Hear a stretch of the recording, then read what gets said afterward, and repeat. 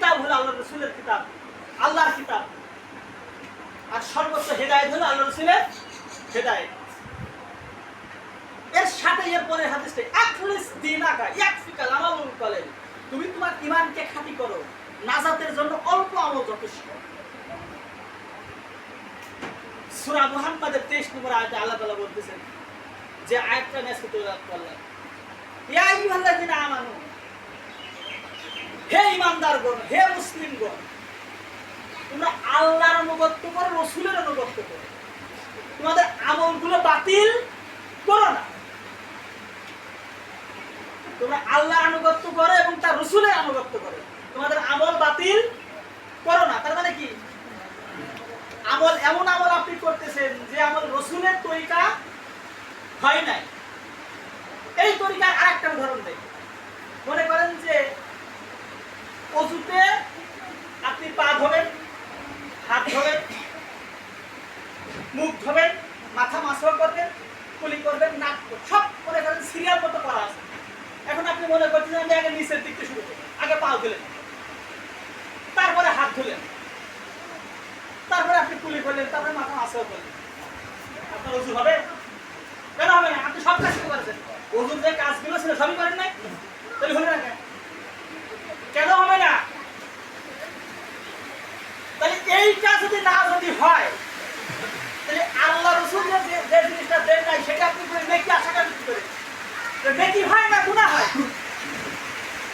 আপনি বুঝতেছেন যে এইটা করলে ওযু যদি আমি সিরিয়াল মতো না করি, কারণ আল্লাহ রাসূল যে সেভাবে করেছিল হয়নি, যার কারণে ওযু হচ্ছে না।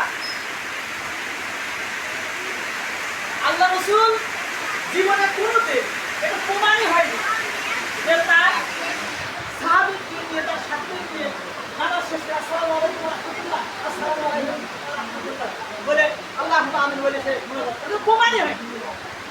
কোনো একটা জাল ধরে ভাবিস তো প্রমাণ হয়। আপনি কিসের আশায় করতেছেন?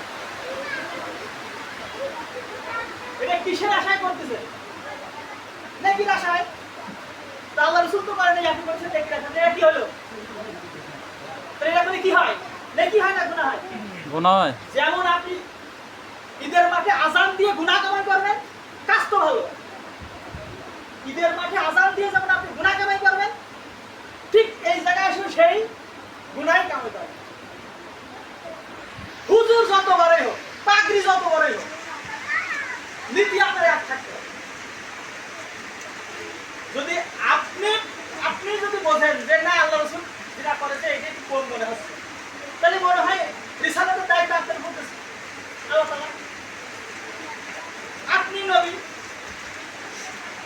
মানে আপনি কিভাবে মনে করেন এটা? আপনার ঈমান আছে? আপনি যদি মনে করেন এটা, যদি মনে করেন, মনে যদি করেন যে না আমার একটু কম হচ্ছে, আপনি ঈমান নাই, আপনার ঈমান নাই। মানে আপনি আল্লাহ রাসূলকে স্বীকার করেন। প্রথমটা স্বীকার করলেন না যখন শিরক চলে গেল, লা ইলাহা ইল্লাল্লাহ, পরেরটা ওয়া আন্না মুহাম্মাদুর রাসূলুল্লাহ, আপনি পরেরটাও মানে নিলেন।